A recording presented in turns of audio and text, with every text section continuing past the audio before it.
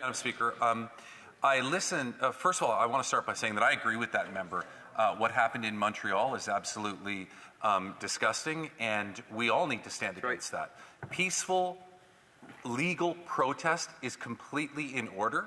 When it's not legal, then it's not in order.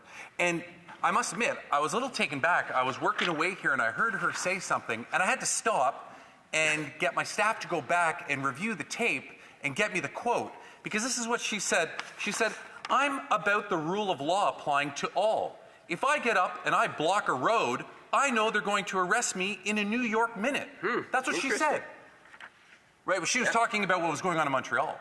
But I don't ever remember her saying that when people were blocking the roads out front for 3 weeks during the protest, the convoy protest. As a matter of fact, according to CTV, I just looked it up, when she was a leadership candidate, she was out there taking selfies with them.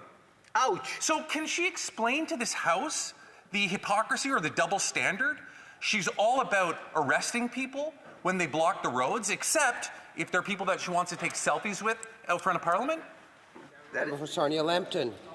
Well, thank you, Madam Speaker. I appreciate that he actually listened to my speech, or at least part of it. That's a good thing. Maybe he missed the many public statements that I made during the Freedom Convoy when I said they are illegally blocking the road. That is not acceptable. The rest of it is peaceful, but that is not acceptable. When they blocked the bridges in Sarnia Lambton, you will find me on the public record there saying exactly the same thing. The rule of law has to apply equally to all. And I noticed that there was all kinds of enforcement happening to the Freedom Convoy, but I don't see that same enforcement happening with the pro-Palestinian demonstrations. Thank you, Madam Speaker. Questions and comments. The Honourable Deputy Government House Leader.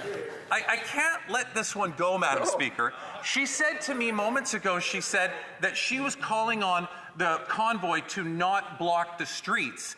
But she has a post on Facebook from January 31st of 2022. She said, meeting with hardworking truckers in Ottawa. She has the story from a Lambton newspaper tells that she's telling the PM to sit down with these people to talk to them. I can't find a single comment online about her telling people they shouldn't be blocking the street. I can find tons of pictures of her taking selfies with protesters and eating dinner with them, but I can't find a single comment that she claims she made. Could she tell me where I might be able to locate these comments? For Sarnia Lambton.